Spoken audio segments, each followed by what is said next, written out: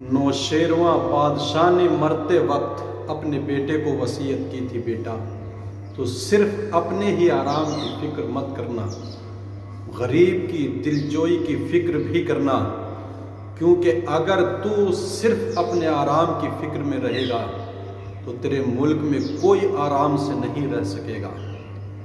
کوئی عقل مند انسان اس بات کو جائز نہیں سمجھتا کہ چروایا سوتا رہے اور بکریاں بھیڑیے کے سپرد کر دے۔ تو جس کا بندہ ہے اسی کی رضا حاصل کر۔ اگر بادشاہ ہے تو وہ رعایا کی وجہ سے ہے۔ بادشاہ اگر درخت ہے تو رعایا اس کی جڑیں ہیں، اور درخت اپنی جڑوں سے ہی مضبوط ہوتا ہے۔ رعایا کو ستانے والا اپنے ہی پاؤں پر کلہاڑی چلانے والا ہوتا ہے۔ تو رعایا کی خبر گیری کر، اس کے آرام کا فکر کر۔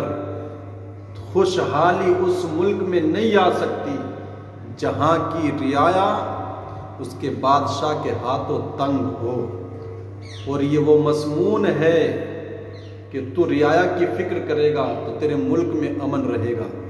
جو بادشاہ رعایا کو ستاتا ہے وہ اپنے ملک میں امن و شانتی صرف خواب ہی میں دیکھ سکتا ہے، ورنہ اس کے ملک میں امان کہاں سے آ سکتا ہے۔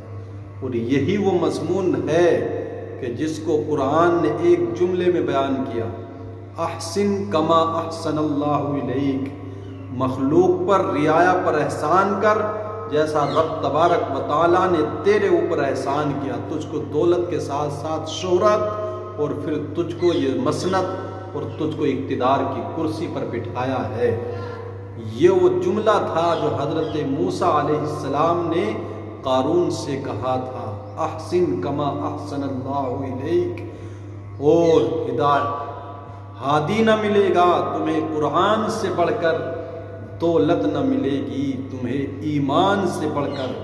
شیخ سعدی علیہ رحمہ نے اسی بات کو اس حکایت میں بیان فرمایا ہے اور کہا کہ ظلم اور جبریت سے بدنامی اور بربادی دونوں آتی ہیں، تو رعایا کو ظلم سے نہ مار، کیونکہ یہی حکومت کی پشت پناہی ہوتی ہے۔ ظلم سے بدنامی اور بربادی دونوں آتی ہیں۔ اپنے مفاد، اپنے فائدے کے لیے کسان کو مت ستا، اس لیے کہ مزدور اگر خوش دل ہوگا وہ محنت زیادہ کرے گا، ملک کا فائدہ ہوگا اور ملک کی انکم میں اضافہ ہوگا۔ تو کہا بربادی و بدنامی آئے خرابی و بدنامی آئے زجور، بزرگاں رسن ای سخن را ببور۔ کہا خرابی اور بدنامی ظلم سے دونوں آتی ہے، تو رعایا پر ظلم کرنے سے بچ۔ اور یہی وہ نقطہ ہے کہ جس کو اہل اللہ نے قرآن میں غور و فکر کرنے کے بعد پایا ہے۔ تو اس حکایت میں ان بہت ساری نصیحتوں کو بیان کیا گیا ہے کہ جس پر عمل کر کے ایک کامیاب حکومت کی جا سکتی ہے، اور حکمراں رعایا کے درمیان میں اچھی مقبولیت اور شہرت حاصل کر سکتا ہے۔